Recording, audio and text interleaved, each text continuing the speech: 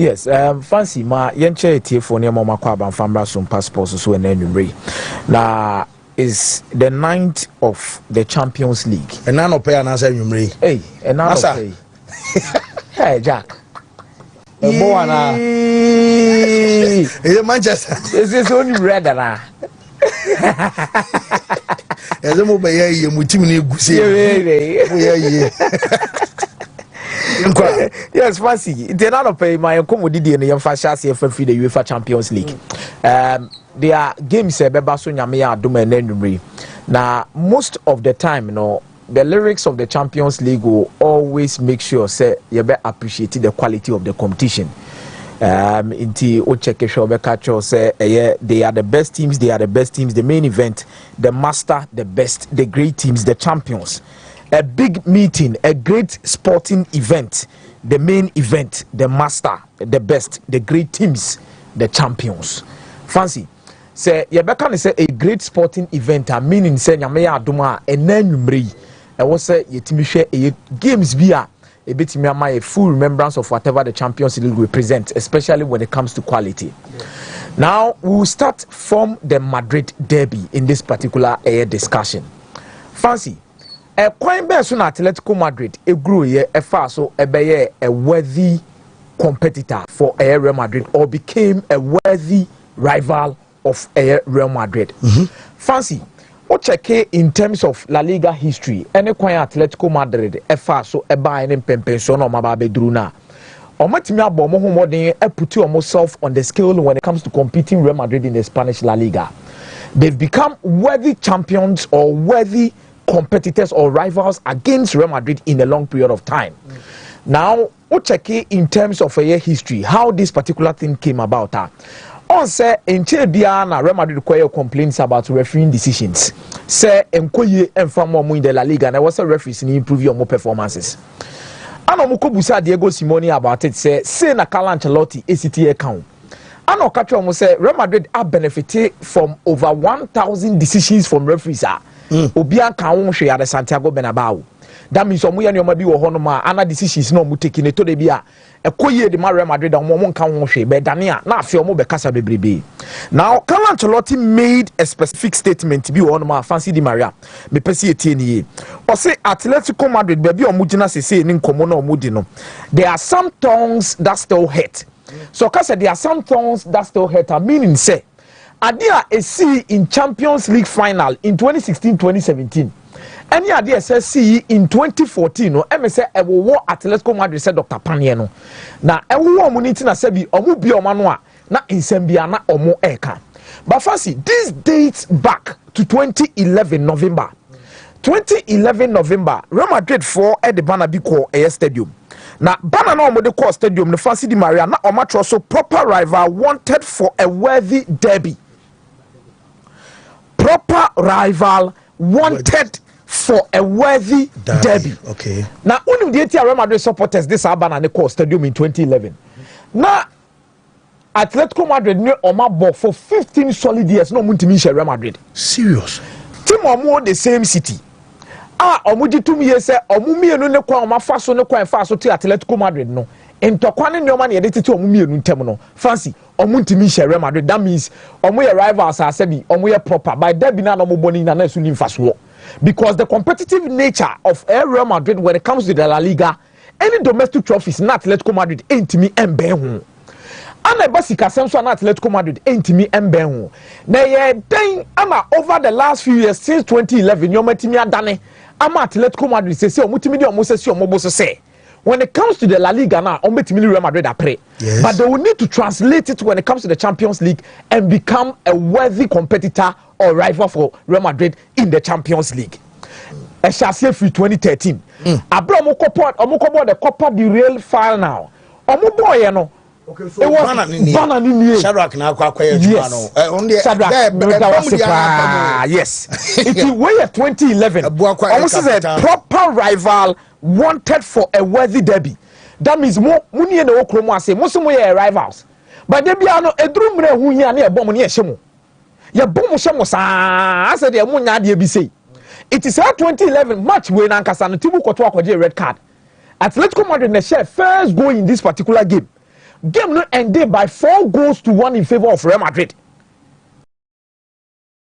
And the leading Atletico Madrid in terms of turning themselves to become competitors against Real Madrid domestically. If you check it out, we need that game no by 2-1. After that, no, about 41 games between them. Real Madrid are winning 15. Atletico Madrid are winning 11. 15 are ending in a draw. So they've put themselves to become worthy competitors, and Real Madrid be now worthy because Diego Simeone overturned these fortunes in 2013. Okay. Between the two of them. Away from that, no, we're born home on the Magic League. It is off the field, no, on the field, they are now on Real Madrid, they get closer. But off the field, no, almost also picking up the pieces because as early as the 2000s, now Atletico Madrid were in debt over 500 million euros. By 2000 now Real Madrid signing superstars. That means in terms of contrast with the two teams, comparatively, in the early 2000s, now first official game from 1920. Eddie Barbesi 1929, by the 1980s, every 2000s, Real Madrid bomo on the field, a bomo off the pitch. By 2013, now the Codiani see Emma Diego Simeone Dane Shebreno. Fancy in terms of off the pitch, Atletico Madrid and a new stadium. Aside the new stadium, Atletico Madrid generating a revenue of 459 million euros a year. Real Madrid in terms of total amount of money. But putting themselves in terms of the discussion when it comes to being a worthy derby between the two teams. Now Kaka one-sided. He said on the pitch and off the pitch, Atletico Madrid is proving to Real Madrid, say, in terms of domestic competitions, we are there with you. It's in the last games ending in draw 1-1, 2-2. 3-3. Omutimi bo 4-4 nyina between Real Madrid and Atletico Madrid. Sikasem na Atletico Madrid move closer. Omu generating over 500 million euros. In terms of new stadium, there is the Santiago Bernabeu, and there is still Atletico Madrid also seen a new stadium almost here day. But the can nyina ni be a wedding derby nyina no locally and a D intitimu. About the Champions League now, we have not seen that because in 2014 Real Madrid, Atletico Madrid was so much closer to winning the Champions League, Abrante friend Sergio Ramos, Ecuador, Shebreni Biem. Mutimi winning game by 4-1 at the Champions League in this year. Yes. In 2016-2017, it took one fan penalty or come say, and a man Real Madrid edged the Champions League in 2016-2017. Fancy, in the Champions League history, Atletico Madrid has never been a worthy competitor for Real Madrid. They have not been a worthy in that particular context. It tonight gives Atletico Madrid another opportunity to make it a worthy derby. Just like Diego Simeone, any Atletico Madrid, a year in La Liga, any domestic trophies, they will need to translate it into the Champions League as the next step in terms of closing the gap between and the Omu City rivals. Can Diego Simeone do it? The two teams, quality of Madrid did this season.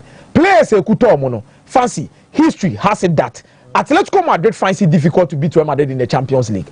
But tonight, could also be the turning points like they see 2013.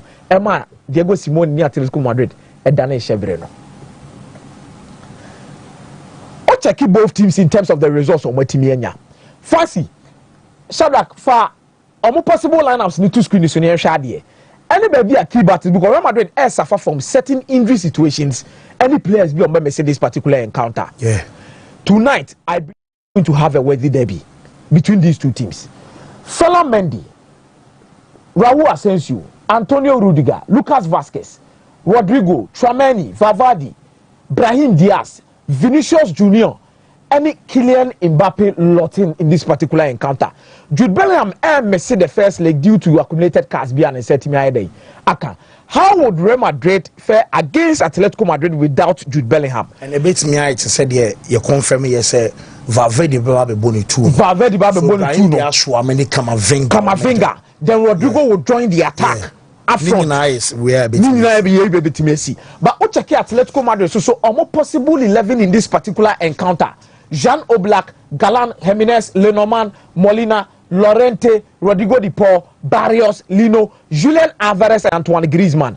Fancy, and baby a key battles in the Bejinanie. Ni pebi obobo 2 Real Madrid Bian, either Lucas Vazquez and Nasser Valverde Bia were Dumaye.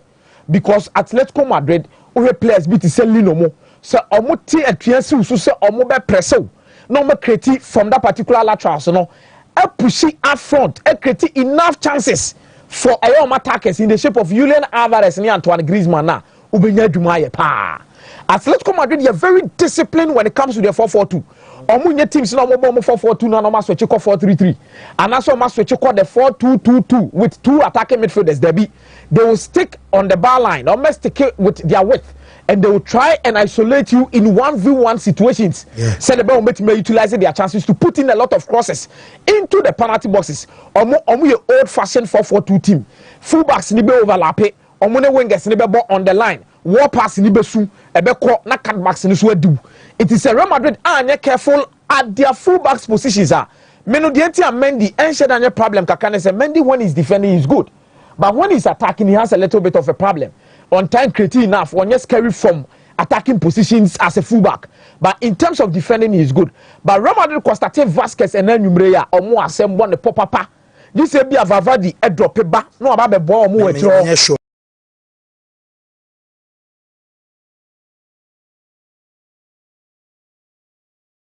Obo Alaba ni Rudiger na nyubro obetima bibia because eto de bia ni decisions bi o take no this e bia resource na quality ano ansa no wahunu say e wo so mutimi ye bibi it return leg na ho nsensem de but if Real Madrid is going to qualify from this particular tire they will need to do it at the Bernabeu or muntimi koye no away. If Real Madrid wants to qualify for this tire omunya no Bernabeu, Real Madrid can't go and do it away to go and qualify. If Real Madrid will have to qualify, what's a be a 2-goal margin or 3 goals margin against Atletico Madrid, which personally I believe say possible the Real Madrid because Atletico Madrid are prone to mistakes at their back line. And Mary say idea your biggest quality, your defensive capabilities are not multimedia the shoulder a blocking opponent from scoring a lot of goals against them. But fancy me no say Atletico Madrid concede a lot of goals. Atletico Madrid concede. And trust you me, Kylian Mbappe announced himself the other time against Manchester City. Obe try, say obe twaso, no aye no nyame adoma enanwumre. Now one will say Thibaut Courtois, me dey me catch say he is the Ronaldo and Messi of goalkeepers assistants because so checking the records and nyoma waye they be a Liverpool for bonus so say kan bi no amama Champions League no because so bono de nsa no ayi or da goal post mi Sadio Mane bo na akobo post in China period abano asay and ohadwi pa. But Julian Alvarez and Antoine Griezmann will also need to be the men tonight to force something against Real Madrid. Both teams to score in this particular encounter. I don't see how Real Madrid is going to keep a clean sheet against Atletico de Madrid, especially against Julian Alvarez and Antoine Griezmann with form na omu any Molina muju medino mudini Berlin omu quality Omode ama Atletico Madrid. Both teams to score in this particular game. Game will bet my over 1.5 between these two particular sides. Anytime goal scorer, make for Kylian Mbappe. Anytime goal scorer for Atletico Madrid, make for Antoine Griezmann or Julian Alvarez. Tonight may be the night Atletico Madrid will put themselves in a position to make this derby a worthy derby in the Champions League. Or not, Atletico Madrid can fall again to Omo compatriots Omo say Omo is superior over Atletico Madrid by odds now. Arsenal will be traveling to PSV and Hoven. Arsenal about 4 away games against PSV and Hoven. PSV and Hoven in the history of the Champions League. Fancy Arsenal supporters in Abeka say, "Oh, be a Champions League ni bomu kwenti mingibi." Because we check your more England honum na Manchester United AJ City Crown Park of Fan Wabaji the UEFA Champions League ni bi. And Arsenal there. Kababi amone namene the quality of players amowo ne mo amabo e Premier League ni mu de kaban now they also Champions League discussions na also nkamu omompe ba omune namu e shoke me said there was a time omukoye Bukayo Saka interview bubusa na say between the Premier League and the Champions League unya de na obeje a also unya Premier League na obeje na say hey Bukayo unim de work kan de because in London one amotena mu ye dede ni nyina no blue for no blue for so about the Champions League too to me men omo we am league ya 14 blue for na the says blue for na se mo for Champions League from to table no so na fe mo hope because munya bi enfamba. I think whatever Arsenal will need to do they will need to start doing it now. last season in the Champions League, Bayern Munich in a year film. So Bayern Munich ye Arsenal film in the Champions League any news. Because in terms of Champions League pedigree and the standard, a competition it remembers those who have won it before. It remembers those who have a solid history with the competition. A competition a kakai, a nyuma, a drumra uhiana, it me sorry the mouth, a bow, not the Framebia Tower Chica Crab, you know what media achieve your results. And Arsenal will need to start making a mark in this particular competition with good results far away against PSV and Hoven. Never started tonight. So Muma and Hoven Kosho Modia, that means Arsenal Champions League journey or money swadi no be name is I'm not underrating PSV and Hoven team no. Fancy, Oma consider a lot of goals this season. But when na splendid results be at me push on Modia qualify. And Miriam say Omonia good results against big teams when it comes to the Champions League this season. It's against Arsenal, no, they will need to work beyond their limits and get the results. But at the end, Arsenal in this particular game, PSV are conceding a lot of goals. In the last few games, you see 2025 Murukano, PSV are conceding more than 10 goals. And here the number of goals no more conceding now. If Arsenal is able to keep a clean sheet and get a goal, why not Arsenal be first wash goal in the Arsenal? Say na Madrid, can have it no away, Gabriel Jesus no way. Just a Trossard cobo force 9. And then the Bema PSV for net one moment, Comutrimbe or more Desedebi. Arsenal no crazy through some committing the ball to a net and almost strike away or the ball to net. But Madrid say it's going to be a night where Arsenal will stamp their authority on this particular game. Arsenal to win either half in this particular encounter against PSV and Hoven. That is a safe option I can give you. Arsenal to win either half. Anytime goal scorer for Arsenal, Meko for Marino. Meko for Marino or Leandro Trossard. Oh, Betty should go in the moment. Oh, look the young more. Or more Brepa even with area duels. When it talks about crosses coming into the box for PSV and Hoven, it also Wontumi making a strong case for themselves. Marino, Trossard in Waneri, Odegaard, Thomas Partey, Declan Rice, Calafiori, Gabriel Magalhaes, Saliba, Julian Timber and Raya. Mimijitu me passe and 90 BC. We are captain Ama Ojume di Nedi. Odegaard wa tafrebo mwache dodo. Odegaard a tafrebo. Captains need to step up for their teams. He needs to step up. These are the 90 your team needs you. League no a over or Wontumi free Liverpool. They will need to fight at all costs to put themselves in a position where the Champions League will mean. So only Madrid could share in the next round of Krana a left to pedigree. It gives your team an experience to play against some of these top clubs, and it will give you money. And Arsenal should be doing their best against PSV. Dortmund especially will fear. That's simple. Dortmund especially will fear. Dortmund they Paris Saint-Germain free last year, no, when it comes to the Champions League. And I said this competition, no, it's honest people are or majibida anymore. Leo be qualify just how we, and Leo be qualify. Dortmund will get something in this game. Obeshe game nene.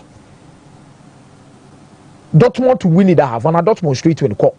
Dortmund will win the game against Lille. Lille is a very strong team. Lille before they met Liverpool, no be team in a long period of time. But Liverpool share omo. But my team no during this weekend matches in Nyabo they are prone to mistakes, easy mistakes. And now Signal Iduna, Westphalian Stadium, Mejitu pass the yellow one anymore. It will speak for Borussia Dortmund and they'll get a result. Club Brugge beshe go the Aston Villa. Okay. It will cry. My Club Brugge a goal over 0.5. Okay. Omo hard dream pa. Omo nye team omo extravagant. Okay. But omo bo as a unit. And they have quality within their team. It will make me as a result, no. And yes, omo kwa share Aston Villa. But definitely are going to get a goal against Aston Villa. And they are bringing in a lot of confidence looking at the results of Munyete Atlanta. Anyhow compact they were. They are so disciplined. Unai Emery and any teams in the minimum say Europa League in the Champions League, this is a bigger test for Aston Villa. Per Marco Asensio, Marcus Rashford, Munino, Mobile, they will need these players to step up tonight against the bad day. Club Brugge. Aston Villa. Whoa, Mr. Ameda say, Yen to us, we're still live on Wontumi 101.3 FM live. Our Takra 101.